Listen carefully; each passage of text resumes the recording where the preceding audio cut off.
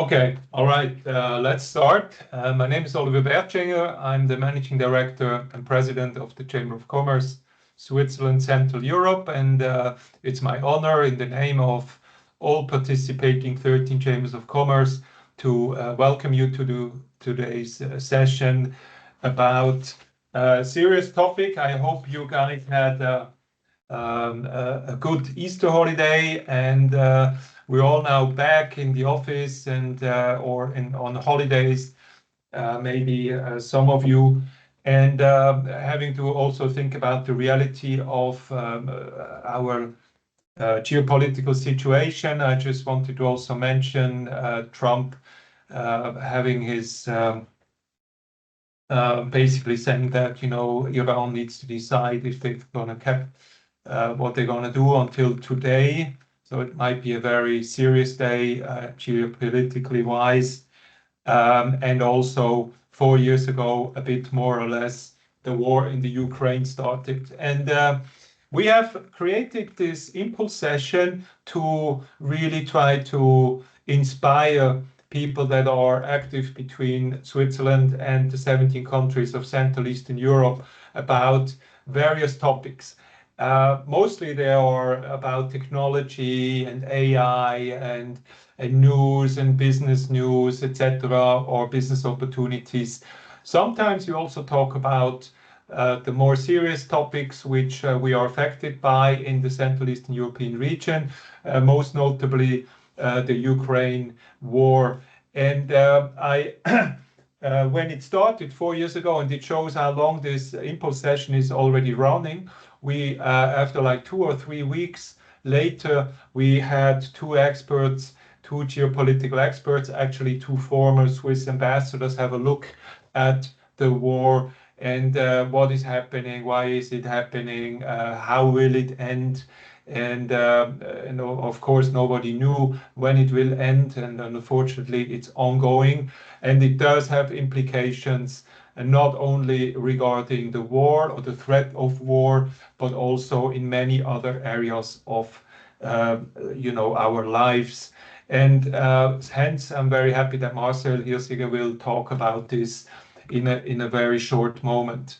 But before we do that, I just wanted to very quickly show you the 13 chambers that are associated with this impulse session. And actually, it's 14 chambers with us, the Swiss one. And I wanted to really welcome our newest kid on the block, so to speak, which is number 11, Swiss Cham North Macedonia. They have been founded just 1 or 2 weeks ago. So congratulations to the foundation, and wishing you guys lots of success in facilitating and promoting good relationships between North Macedonia and Switzerland, and they're happy to have you on board. Previously, there used to be a business club, but now they're an official Chamber of Commerce, so welcome. But also the other 12 that have been with us for many years, thank you for supporting this format. Some points to the format, right? Today, everybody is on mute. You don't have video. If you have questions to Marcel, please use the Q&A button to ask their questions. And after the lecture or the words of Marcel, we will have time for the Q&A. You can also use the comment function to say hi to everybody. Let us know where you are from. That's always very interesting. You will definitely receive the slides. I will do a follow-up email and our team to you, and you can also watch this on our YouTube channel with all the other sessions that we've been having. Looking into the future, it's unclear what the next webinar will be. I tend to think it's time for a good new AI webinar, because I think what we have seen in the last 2-3 months with vibe coding, open source, democratization of AI has given everybody here, every company, every person, tools in our hands that we should have a look at to see how you can benefit from. So anyway, that's it. So I will now quickly introduce Marcel. So Marcel is a lecturer and a CEE expert at the University of Applied Sciences and Arts, Northwestern Switzerland. He specializes in the political, economic, and societal developments of Central and Eastern Europe, with particular expertise on Russia, Ukraine, and Poland. With his broad experience in management positions in international companies, his teaching focuses on international accounting, finance, and the economic dynamics of globalization too. His research and public commentary examined the intersection of geopolitics, economic transformations, and regional development in Central Eastern Europe. Marcel regularly analyzes the implications of political change and conflict in the region for European economies and international businesses. His work aims to make complex geopolitical developments understandable, so we look forward to that, and relevant for business audiences, policymakers, and the broader public. And as I learned just before, Marcel is just coming back from 2 visits to Poland, and he will leave tomorrow again to Poland. So Marcel, maybe you can tell us a little bit about that, and then we are very keen to hear what you have to say about the topic at hand. Okay, thank you very much, Oliver, for the introduction and the invitation. Good morning, everyone. I'm very happy to see you, very happy to speak to you this morning. Very happy as well to see some familiar names in the participant list. We just met last week in person, now again online. Yes, so I just got back from 2 weeks of study visit to Poland, and I'm just about to go to Poland again tomorrow for another week. But this is not essentially the topic of today. We will talk a bit about the implication of the war against Ukraine after 4 years, and quickly taking you through this topic, war, resilience, and transformation. We'll not talk about the question when will the war end, how will it end. I think this is an important, interesting question, but this would fill probably more than just a short impulse session. But we might come back to this topic in the Q&A session at the very end of the impulse, the input part. We actually look at another topic, the 4 years of war now, plus another 8 years before, when you include the invasion of Donbas region in Ukraine and the Crimean Peninsula. So all this time has had a strong impact on Central Eastern Europe, and this is what we're going to look at, how this war has reshaped societies, but also economies. And I think from the perspective of a Chamber of Commerce, I think especially the strategic and economic part will be of bigger interest to you. So that's what we're going to focus on. Let me start with 2 pictures. The first picture here is a train station in Poland in February 2022, right? A few days after the Russian full-scale invasion of Ukraine. And you can see Ukrainian refugees arriving in Przemysl at the Ukrainian-Polish border, a moment when hundreds of thousands of Ukrainian refugees arrived in Poland, and when Central Eastern Europe was directly confronted with the impact of the war against Ukraine. It is pretty obvious that in this moment, Central Eastern Europe was overwhelmed by the situation, was struggling, but was collaborating, coping with the situation very fast. And the second picture on the right side shows an airport right next to Przemysl. This is Rzeszów-Jasionka Airport only a few weeks ago, and you can see American Patriot rockets that protect this airport. And this is not only an image that shows how Poland has changed from coping and reacting to anticipating and preparing, but it also shows an airport that has massively developed and somehow combines several topics that we will cover in the next roughly 30 to 40 minutes. It is an airport that serves as a logistical hub to provide and supply weapons to Ukraine. It's also cargo airport, and it will play an even bigger role in the moment when the war will be over and Ukraine will need to be reconstructed. So Poland shifted from reactive, passive to active and anticipating, and this is one of the topics that we're going to cover in the next part. I have structured my input in 3 theses. that I would like to talk about. The first one is the question why in Central Eastern Europe there is a different perception and a different understanding of the war against Ukraine. We, from the Western society, Western Europe, have a slightly different perspective. It is not only a geographical question that Ukraine seems to be far away, but it has something to do with historical experience. That's what we're going to look at to better understand why Central Eastern Europe reacts in a different way to this war against Ukraine. The second thesis will then be about resilience, how Central Eastern Europe has learned to strengthen, to build resilience in a strategic but also economic way, how to reorientate their society. And the third part will be about this major shift of geopolitical gravity, center of gravity from Western Europe more to Central Eastern Europe. I will focus very strongly on the situation in Poland in the next part. Let me quickly justify this choice. I'm doing this for two reasons. First of all, Poland is by far the biggest economy and the biggest country in Central Eastern Europe. So that's a question of relevance. The second reason why I'm doing this is that based on my experience in Poland, you can see a number of different developments that somehow synthesize smaller developments in other countries in Central Eastern Europe as well. So Poland is more like a focal point where all these developments happen at the same time. So let's start with the first thesis that Central Eastern Europe has a different perspective and a different urge for transformation as a consequence, as a reaction to the Russian war against Ukraine. And I started with a quote by a Polish author, Szczepan Twardoch, who published an article only a few weeks after the Russian full-scale invasion in February 22. He published this article in Neue Zürcher Zeitung, and he said, "Dear Western European intellectuals, you have no idea about Russia. You do not understand it, even less do you understand Eastern Europe." And Twardoch continues saying that, listen for once to Russia's unfortunate neighbors, in whose family and collective memory is stored very drastically what this means, Ruski Mir, the Russian world.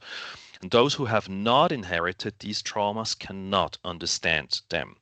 So he says that from a Western perspective, we have a slightly different understanding of the war. And if we want to better understand what is currently happening in the whole region, we need to more listen to people from Central Eastern Europe. So let's have a short look at this historical trauma, the collective memory that Twardoch points at. I have selected three occasions, actually. The first one, this map of Central Eastern Europe, is actually the title of a very famous book by the American scholar Timothy Snyder, who in 2010 coined the term bloodlands. The main thesis of his book was that in the last 2 centuries we have seen the bloodiest wars ever, and the bloodiest part of these wars were always in the area between the Russian Empire and Western Europe. So we have this shaded area of what he calls the bloodlands, and the bloodlands include major parts of Central Eastern Europe, today's Poland, but also the Baltics, Belarus, Ukraine, and you could even go a bit down and include a part of Slovakia, maybe Romania or Moldova. So it is an area of a very sad, very dramatic and tragic history. A second part, when you look at the situation in the Baltics and Poland, I refer to the 18th century partitions. From a perspective of Poland and the Baltics, what is currently happening today reminds us of something that happened in the 18th century, and we come back to this very briefly again. The partition of once the biggest kingdom of Europe, Poland, Lithuania, which was split up between, you can see here, this brownish area between the Russian Empire, then the greenish area, Habsburg, Austria, and Germany, Prussia at that time, which then eventually led to the disappearance of Poland and the Baltic states for more than 120 years. So there is a historical experience that countries can disappear if attacked and invaded by neighbors. And the third historical reference I would like to make at the very beginning, this is a map of Europe. Again, you can see Warsaw and Poland in the center. You can see Minsk up here. And then you see this line, which is the line that German and and Soviet foreign ministers Molotov and Ribbentrop drew in August 1939 to split up Europe into two parts. Eastern part, this will be Soviet Union. Western part, this will be Germany, Nazi Germany at that time. And we just take a map and we split Europe into two halves. So this is another historical experience, the backroom politics in 20th centuries, which did not only end with World War II, but continued with the Conference of Yalta, when again Europe was divided into two parts, a communist socialist eastern part and a capitalist western part. So referring to history in Central Eastern Europe, people definitely have a different understanding of how things develop, and what is currently happening today reminds them of earlier times. And actually this resonates with the population. What you see here is a September 25 opinion poll by Polish CBOS, and they ask if in the opinion of the public there is a threat to Poland's independence. And you can see the red line, which used to be very low for actually 25 years. All of a sudden jumped up and currently is at a new all-time high. So almost 2/3 of the Polish population today say yes, there is a threat to independence.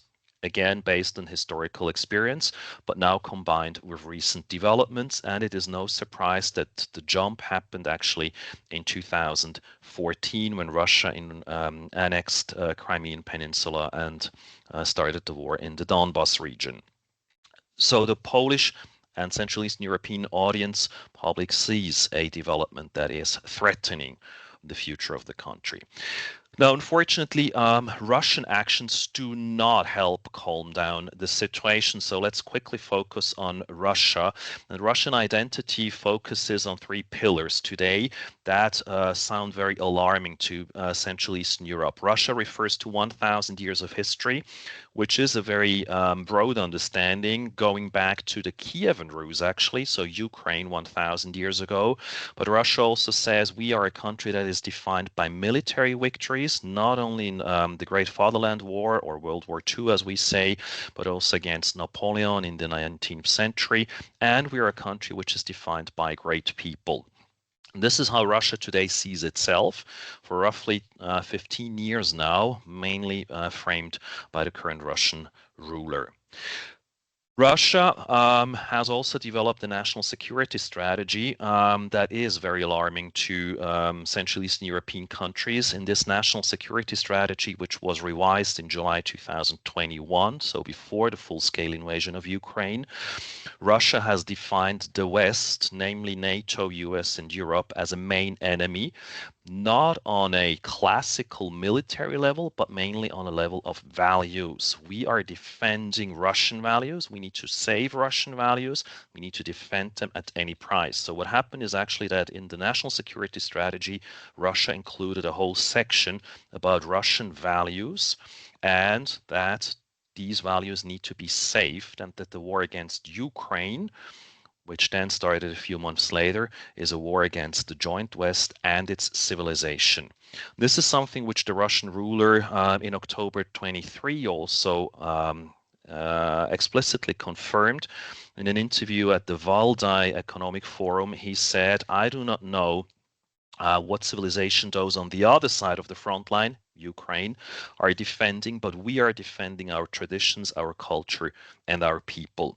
So very broad understanding of the current war against Ukraine, which is obviously alarming to Central Eastern Europe. If we continue with this, just an example from Russian audience and the Russian understanding of the war. These are the title pages, the pictures from a Russian TV series about the life of Catherine the Great. This is the most popular TV series in Russia TV. It started in 2014. The last season started in 2023, and it's overall 7 different seasons or sequels about the life of Catherine the Great.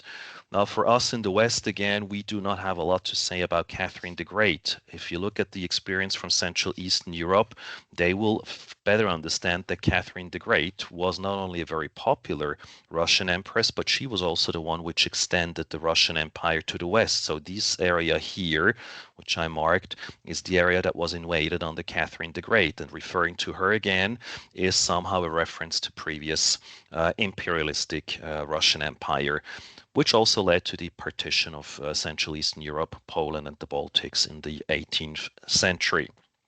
So the Russian action, the Russian culture actually supports this idea of Russian revisionism and imperialism.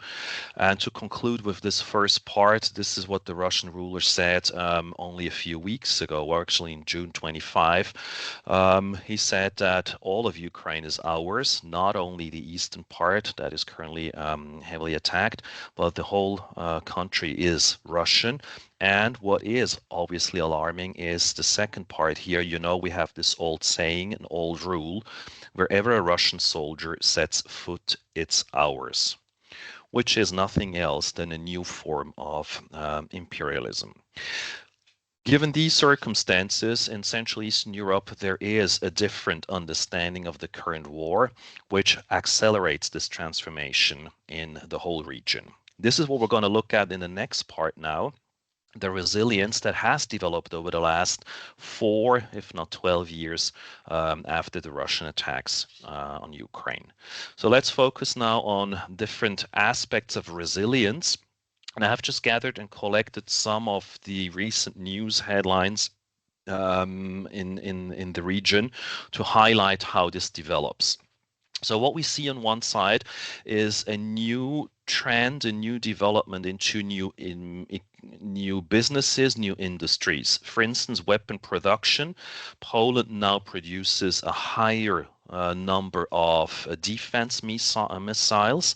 They also launched 3 satellites, including military applications as well, to, on one side, build new capacities, on the other side, to become independent of other countries, namely the US, which has shown and proved to be an unstable partner over the last few months. So we see new technologies, new developments to become more independent.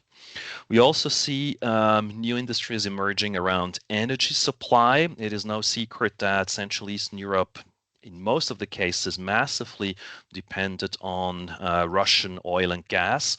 Poland now pours billions into energy. So the figure that you can see here, around 230 billion euros in the energy sector over the next 10 years. One part of it is an offshore wind farm. Poland is about to build a new nuclear power plant, their first one actually. But all this is being done with one single intention, one single aim, and this is to become independent of other partners, in this case here independent of Russia and Russian supplies, which can be seen in other countries in Central Eastern Europe as well. Another industry that is massively developing is cybersecurity. Already in 2024, Poland announced that they would spend several billions on cybersecurity, which, as we know now, was a good investment, as in 2025, Poland saw the biggest number of cyber attacks on critical infrastructure, including a major strike or strike attempt actually on the energy sector in December 2025. So we have a new industry coming up using cybersecurity, cyber technology to protect the country again against attacks from abroad.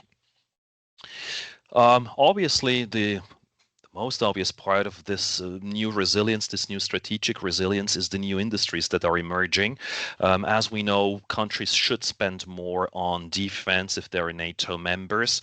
And Poland is not only the country with the highest percentage compared to GDP, but it's also the country that has among others, most developed and most expanded their defense expenditures. What you see in the chart here in light blue is the spendings in 2014, and then dark blue 2025 estimates.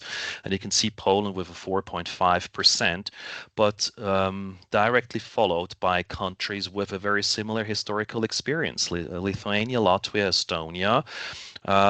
All these know what Twardog meant with his saying about the Russian neighbor in the east. So they spend around 4% now, and you can see the big increase they made, the big jump they made, not only passing the 2% guideline that was defined by NATO, but also spending much more on defense and rearmament of the country.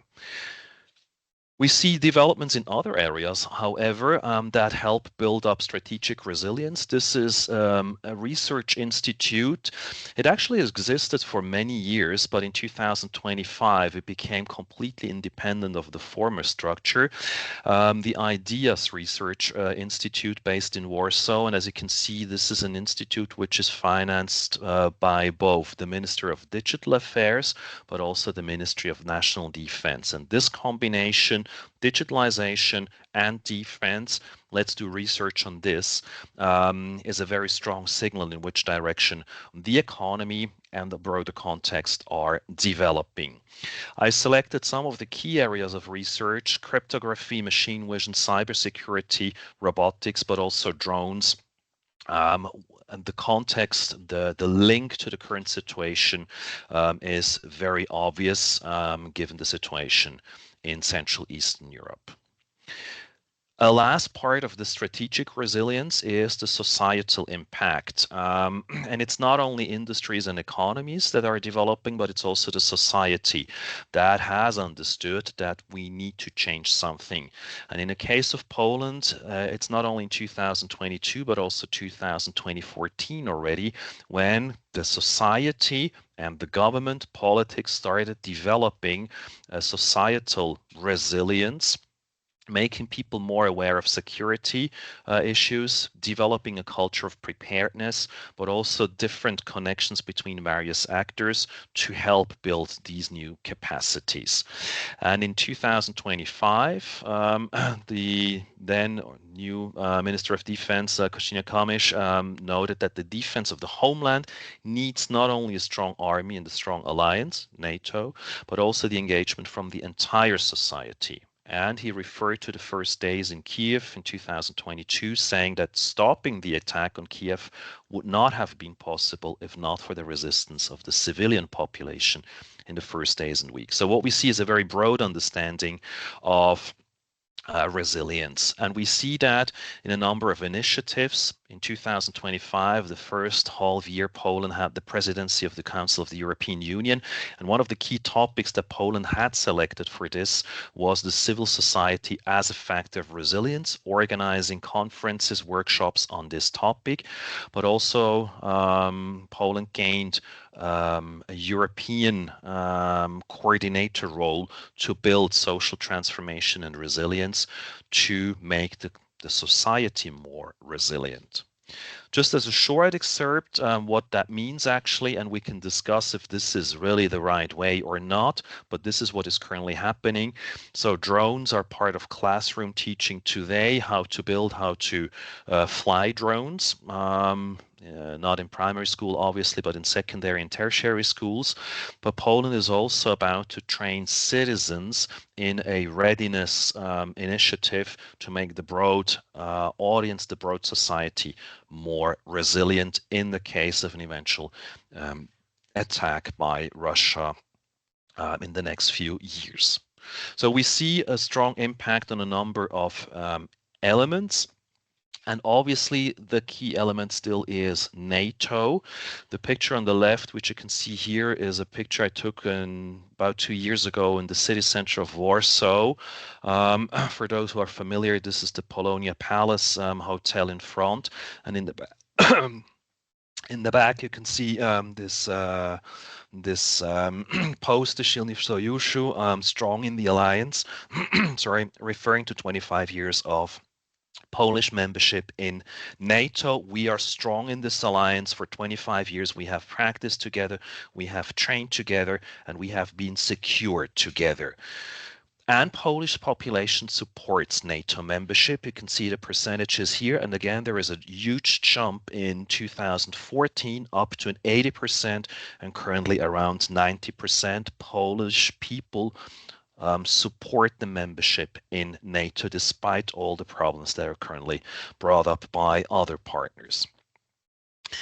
Let's continue now with the last part, how Europe, Central Eastern Europe, is now emerging as a new strategic center of gravity. How does that now shift attention, budgeting funding to Central Eastern Europe?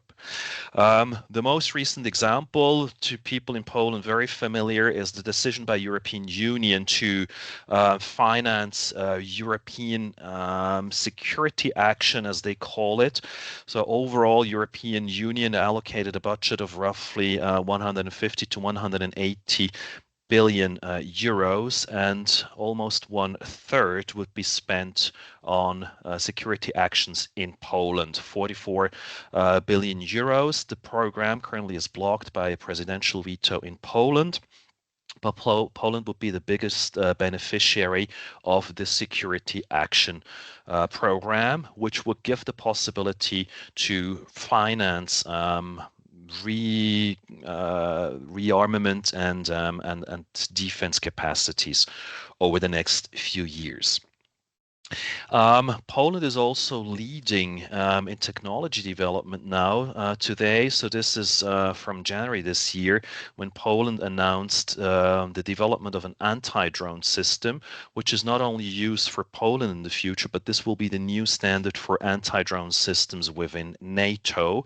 This is a role that, let's say, 10 years ago would not have been possible. Now, Eastern European, Central Eastern European countries are leading the way, and others are learning from them, and it obviously includes an economy aspect, as it includes the Polish defense industry as well. Another shift, and this is the airport I referred to earlier in this speech. Poland is building up the logistical backbone. All weapons that are provided to Ukraine today, most of them, are supplied through Poland, but Poland is also building up a logistics hub for the reconstruction of Ukraine once the war is over. Poland today sees itself in a pivotal role, combining and linking Western Europe with Central and Eastern European countries and with Ukraine. So Poland will be the gateway, not only to provide and supply weapons, but also to reconstruct Ukraine on the day that the war will have stopped. And on a political level, obviously, this picture down here is not very natural. If you go back a few years, you can see not only Ukrainian President Volodymyr Zelensky, but also the leaders of Europe, United Kingdom, France, and Germany. These participants are no surprise, but the coalition of the willing today is also led, not only, but also led by Polish Prime Minister Donald Tusk. And this is a new role that highlights how Poland managed to make the region, Central Eastern Europe, more relevant and more important on a geopolitical level these days. It will also be the lead country in Ukraine peace deal. That's what they said. As we know, peace deal negotiations have been stopped for other reasons, but Poland wants to play a decisive role in these negotiations and discussions between Ukraine, Russia, and the US. The last part that highlights the new role of Central Eastern Europe is about logistics again. So Ukraine that will need more logistics, supply, reconstruction, and Poland massively invests in building up new highways or plans at least to do that, to link Ukraine better to Central and Western Europe. Coming from a business background, I want to highlight a last development. In 2023, European Central Bank made a survey among European companies, and these European companies said that they want to relocate their operations from offshoring destinations, Asia mainly, to other destinations to make businesses more resilient and to diversify. And they said that they want to focus more on what we call nearshoring, which obviously includes countries in Central Eastern Europe. Poland is the best example of nearshoring activities, but they also want to relocate operations to countries that are politically closer, a development that we call friendshoring. And again, this is the area of Central Eastern Europe that is probably the best candidate for these companies when they consider relocating their activities. So what we can see here is a number of different areas and industries, dimensions that are affected by the war. And to come to a conclusion, let me summarize this in 6 points. How the war has changed Central Eastern Europe. It is a structural turning point. It is not just an event in the neighborhood, but it is a turning point for Central Eastern Europe.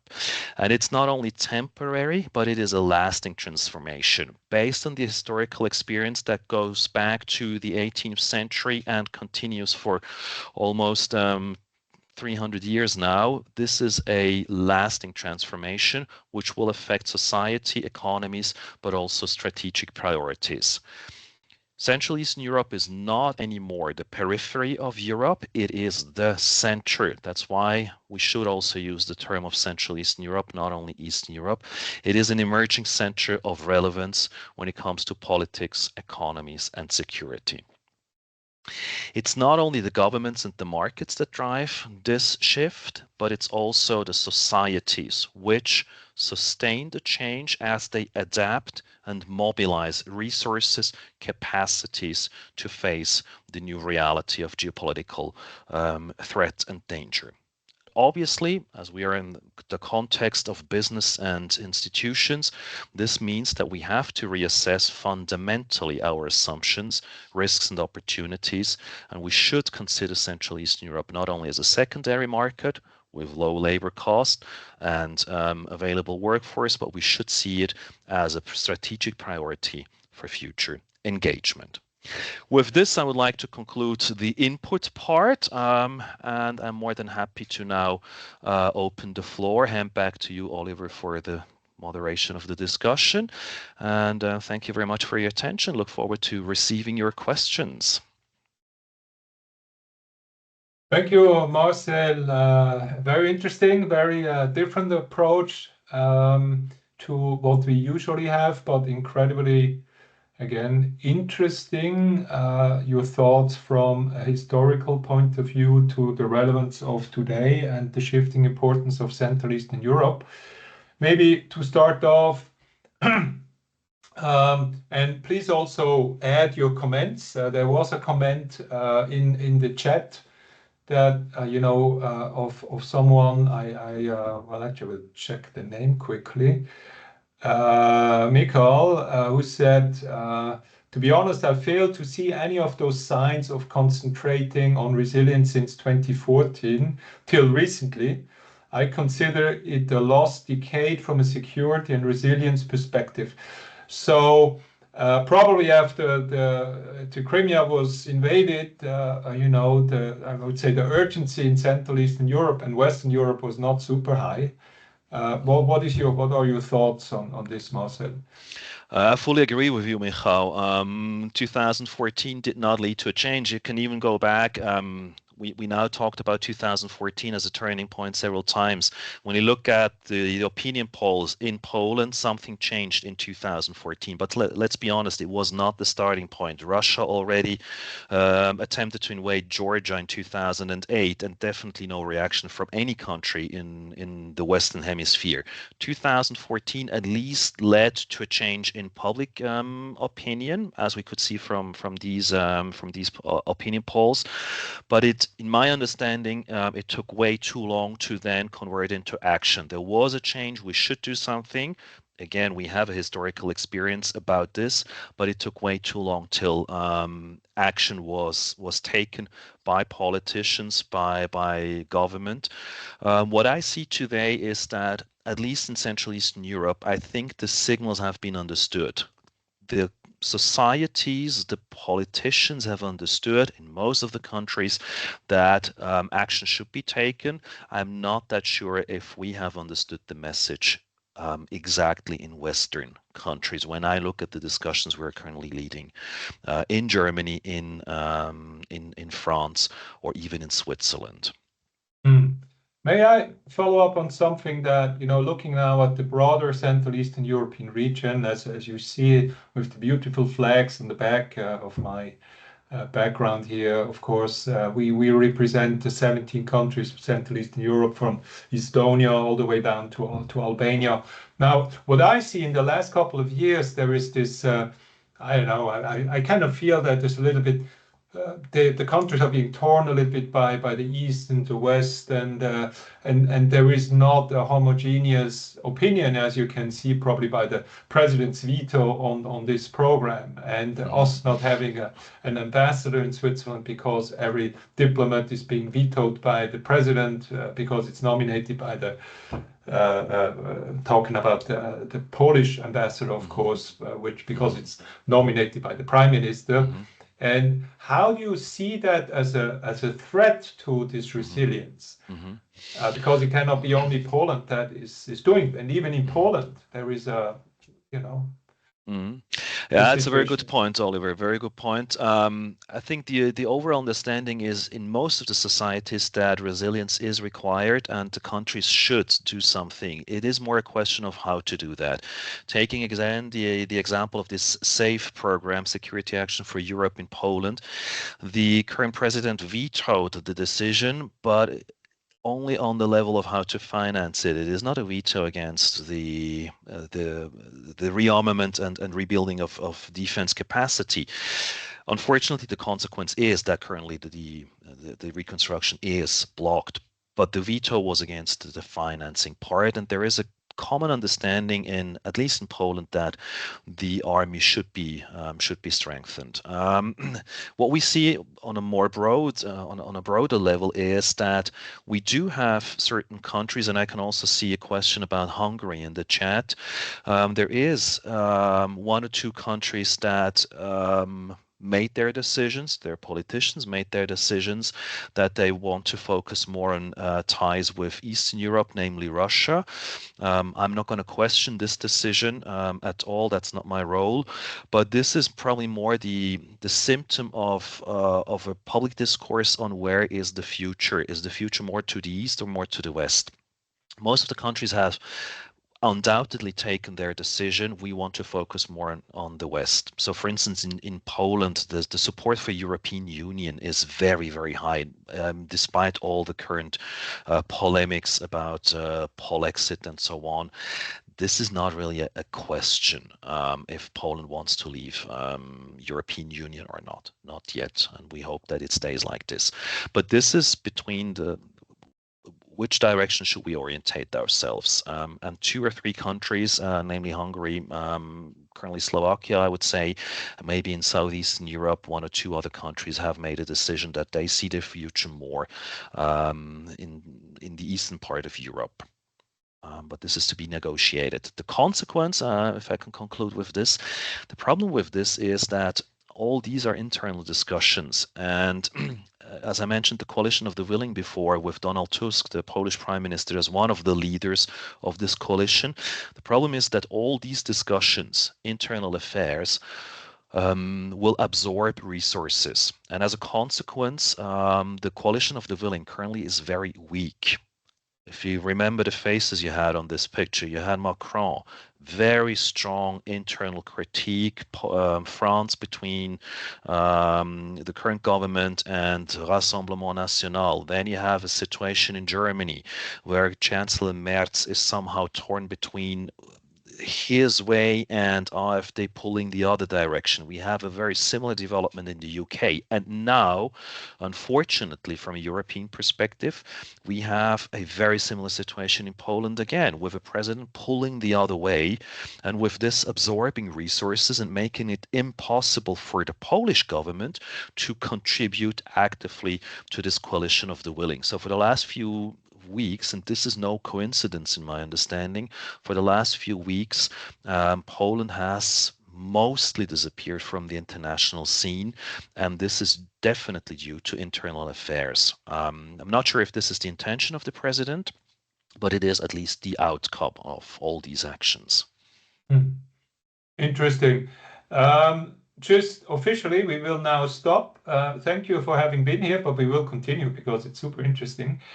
Again, I would like to draw maybe from our perspective, the Chamber of Commerce. Our goal is to improve the relationships of Switzerland to Central Eastern Europe. It was founded in a better days, let's put it this way, from this, let's say, Eastern threat to Western. If we talk about values, if we talk about values, I'm 100% sure where my values are. And I guess if you talk about values, I would also argue that probably most people in Central Eastern Europe would probably, support maybe a bit more of a Western view, if they had to say, with Putin. But anyway, we want to improve the relationship in regarding business, science, and education, and also society. So we believe that Central Eastern Europe is part of the Western Europe side, and this is what we try to get more engaged in. And that would be my question. We are trying to bring together, and I would invite everybody that is on this call to sign up to our, to LinkedIn, at least to support us a little bit. Because I believe we should do more from Western Europe side. I think the urgency of Western Europe, now in particular Switzerland, of what is happening, not only on the business side, there's lots of stuff happening on the business front, but maybe not on this, I really don't believe that the Western European CEOs and politics are really aware of the urgency of the situation currently and how much we should get more engaged. So how do you see that, Marcel? Very good point, Oliver, and I agree to most of what you just said. I think let's break it down into some points. First of all, I do not have any feeling that in Western Europe we have understood the urgency. Again, that's why I refer to a Polish perspective at the very beginning. With the historical experience of the whole region, Central Eastern Europe, I think in this area there is a much better understanding of what currently is happening and why we should be more active. We also remember all those calls from people in Central and Eastern Europe asking for help and for support from Western Europe, and in many cases not really receiving what they were asking for, at least not for the last few years. Might be changing these days now. But overall, yes. Second point, if you say these countries should be Western Europe, this is the only point where I would be a bit more careful. I think we should leave this answer up to these countries and to people in these countries. And this is exactly one of the historical problems, actually, that we in the West have I'm going to use the word colonialistic perspective on this, saying like we are the Western European countries and they are the Eastern. Let's show them how to be in the future. I think this is the most problematic part of it, because this is also the reason why some countries in Central Eastern Europe say we don't want to be this way. We want to have our own choice. I am personally convinced that if you leave the choice to these countries and to these societies, they will find a way which is much closer to Western Europe than to Russia or other countries in this region. But I would leave the choice up to them. Coming back to the question of CEOs and companies, I fully agree. We do not really understand the potential as well. I mean, you can argue for all this on a very personal level, right? And I'm not excluding myself. I'm I see myself in the role of an advocate for Central Eastern Europe, and you could say, okay, it's just because I like the country, I like the people there. That would be on a very, very subjective, personal level. But let's be very rational. Companies, at the end of the day, they're not here to be friends. They're here to make money. That's my business side now. And the money is there. Central Eastern Europe will be the pivotal point in the future where you can help building up capacities, where you can benefit also from research and investments. So on a very rational level, I think companies, decision makers should focus more on this region because this is where you can see the growth in the future. Look at the growth in Poland these days. Poland, with a 3.5% GDP growth roughly, is above European average. So why should we focus on Germany then if the growing tiger is in another area? So on a very rational level, I would strongly support this idea that we should focus more on Central Eastern Europe. Okay, very good. I was just trying to show an image. I will do that later. But let's come back to the question of Hungary. Mm-hmm. And then we also go to Dominic's perception of, maybe you can take mm-hmm. the two questions, right? What's mm-hmm. I mean, Hungary is probably a tricky one, but mm-hmm. how do you see the position and role of Hungary currently? Mm-hmm. And Dominic is asking, so his worry is that mm-hmm. That you see the current mm-hmm. level of resilience of the people and preparedness too positively, that his personal perception is it's crumbling mm-hmm. a little bit. And the attitude towards Ukrainians mm-hmm. is also shifting, yep. Which also has, of course, so maybe I don't know, but anyway, I'll leave it to you. Let's start with the example. You're passing the ball into my field, Oliver. Yes. Let's start with the question of Hungary. I think the answer will be given next Sunday, right? As we will have the presidential election or the parliamentary election next Sunday in Hungary. We should not forget that what we see from politics in Hungary is politics that is mainly driven by the current government. And I'm not that sure if the broad society in Hungary supports this. The answer again will be given on Sunday. Then we know more in which direction the society wants to head.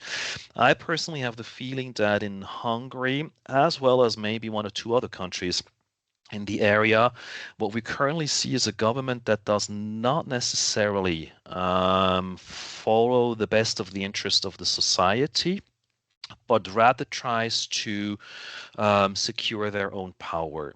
And securing their own power is a very rational choice. Where do you go? Where do you get the most support if you are afraid of election results? And the fact that we know today that Russia is actively supporting the current government in Hungary, that today American Vice President J.D. Vance will appear in a campaign in Budapest, shows how the current government under Orban tries to somehow secure the power. I would wait for an answer till Sunday to see if the broad audience, the broad public, really supports this this development. But at the end of the day, it's up to the people to make their choice. In the case of Ukraine, this question about the positive picture of resilience, increasing preparedness. Yes, I think the problem here is that we have a change in how we perceive Ukrainian. Well, two things actually: Ukrainian people, especially refugees, and how we see Ukrainian politics. Ukrainian refugees that came to Central and Western Europe in February 2022 following were integrated massively into societies, especially in Central Eastern Europe. Poland, on the short run, accepting up to 5 million people, which is a huge amount of people, given the fact that Poland at that time counted some 38 million.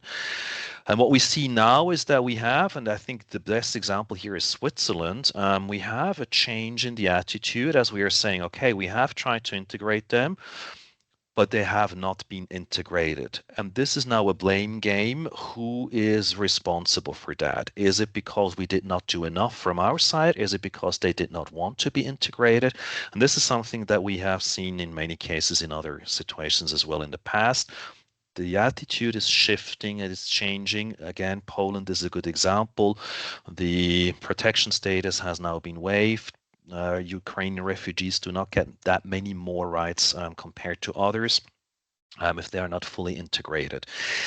Behind this, we see an active campaign of Russian propaganda to somehow worsen the image of Ukrainian people in the West. So whenever there is a case of a Ukrainian person who did do something, you can be sure that Ukrainian or that Russian propaganda will pick up the ball and will start playing with this to create a worse image of Ukrainian people.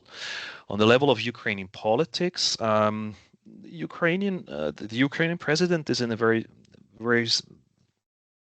terrible situation at the end of the day. The only thing that is left to him is to ask for more support. And he has been doing that for 4 years now. And the impression that comes up now is that we give him something, he is not happy enough. Then we give him more and he's still not happy. And then we give him more and he's still not happy. And that is the image that is created. And that, again, is exploited by Russian propaganda. But as long as we do not give enough, he has no other role than asking for more support and more supply. So that's a very ungrateful role that the Ukrainian president has to play. This role, however, is fully supported by the Ukrainian society. So one of the things that Zelensky has always said, Ukraine will never accept any peace deal if Donbas is to be given up. And as we currently know, the US is actually increasing the pressure on Ukraine to give up the entire Donbas, not just the regions or the areas that have been invaded and secured by Russia, but full Donbas. And Zelensky says, we're not going to do that. We're not going to accept any peace deal. And as opinion polls clearly show, people in Ukraine will support this idea as long as we will accept a war as long as we do not keep the control over areas that have not been invaded. So at least he has the back of Ukrainian people, and this is something I personally think we should highlight more. He is not autonomous. He is acting and behaving mostly in case of the Ukraine or in the interest of the Ukrainian population. All right, so it's super interesting, and of course it's a little bit hearsay. And one question very quickly: if Trump will leave NATO, I mean, Trump will not last forever. I mean, let's hope for midterms and that there will be an election, which I think then there is an option that you can control him. But that's another discussion. Now, if he's going to leave NATO, what will happen to this whole? There was a great analysis last week published in Politico magazine and then taken up again by Gazeta Wyborcza in Poland as well, drawing 5 possible scenarios. And I think the scenario that the US will leave NATO is only the extreme scenario. They actually chose it as the 5th priority. The 5th priority because leaving NATO, according to American law, would need the approval of the Senate, actually, with a 60% majority of the Senate. And that's something which is currently not possible. However, we should not say it is not possible at all, because as we know, the current president does not care too much about the whole legal framework. He has found ways to do things that are not legal through presidential decrees. So this is one scenario. The scenario which is most probable, according to Politico last week, is that they will continue. The US will continue with negative publicity, negative voicings about the NATO, and through that actually weakening the position. And I will personally fully support this argumentation.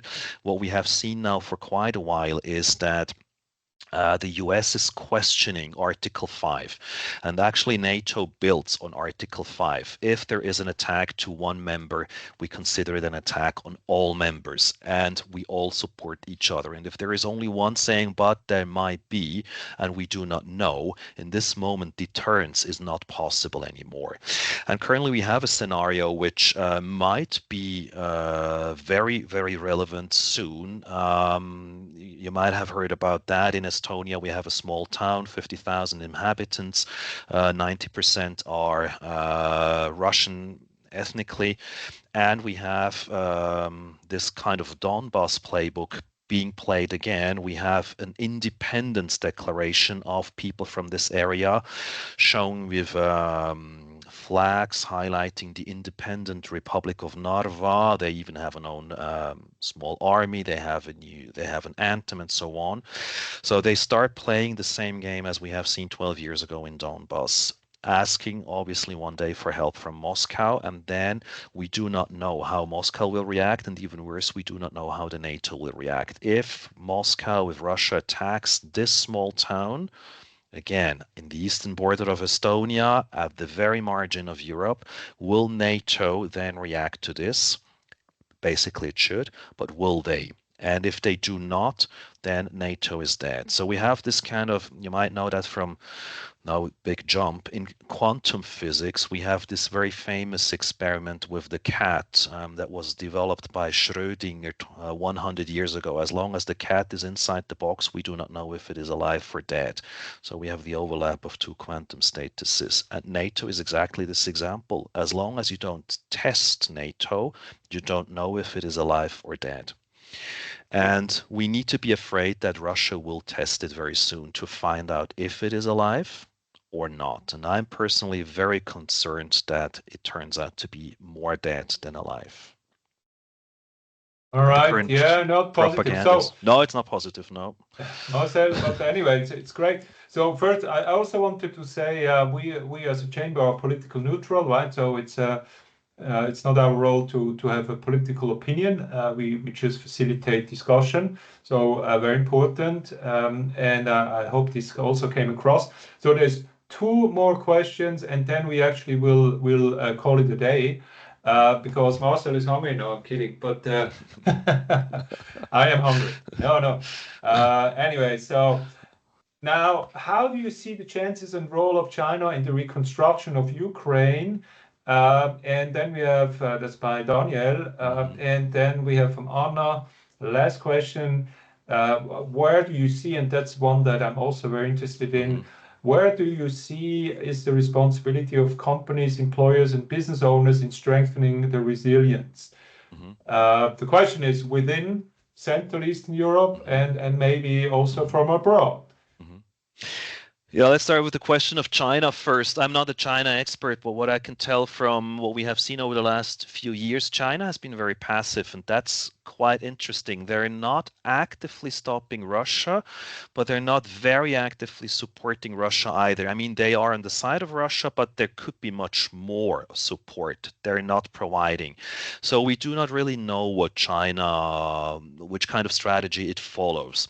If you look at other developments in Europe, and you have good examples in Central Eastern Europe of how active China was over the last few years, building highways in Southeastern Europe and so on. One possible way for China to actually benefit from the reconstruction is that they just wait till the war is over. They might be the laughing third one, right? Two parties destroying each other, and then China will somehow benefit from that. Through financing of reconstruction, through providing capacities and resources in the reconstruction of Ukraine. So what we could see here is that China is just waiting till the war is over, and then will massively participate in the reconstruction, and through that get access to resources in Ukraine as well. I think this is currently the most probable scenario from my perspective. They're waiting and try to benefit in the future, but they have not really taken any big steps so far. Now, the question about responsibility of companies, employers, and businesses. on the side of Central Eastern Europe, I think this question of resilience is a question that you have already been actively discussing, maybe not explicitly, but definitely implicitly. How do we make businesses more resilient to developments, not only in the context of the current war, but the geopolitical resilience? And I would just encourage you to continue in this direction, thinking about security questions, thinking about empowering people to become more resilient, actively collaborating on research in these areas, developing and integrating new technologies. I think in the case of Central Eastern Europe, continuing this way, being more active is probably the right way.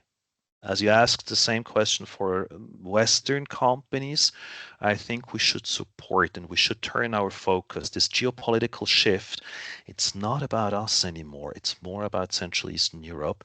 I think this shift should be supported and should be highlighted more by Western companies. We should focus more on Central Eastern Europe, but not only Poland, but we have a long, and you showed the map of your members actually. All these are between us and the Russian Empire. We should support these countries through business, through education as well. That's also the role of universities and research institutes, through academia, and so on and so on. So we should be more active in this direction. Super. Marcel, so we were wondering, how the discussion will go. We are very happy that it was so engaged. Also, thanks to your very inspiring insights and also thoughtful insights in a very tricky and multifaceted situation. I would guess, again, for us and all the chambers of commerce, we are trying to, at least emotionally and via personal positive contacts and business relationships and scientific partnerships, to strengthen the ties between Western Europe and Central Europe. And so we are one Europe. Anyway, join us for this. And Marcel, thank you once again, and thank you for everybody that has stayed. This is a record. We never made it to 12 with the Impulse session in 4 years. So thank you, Marcel, and everybody have a great lunch and hope to see you soon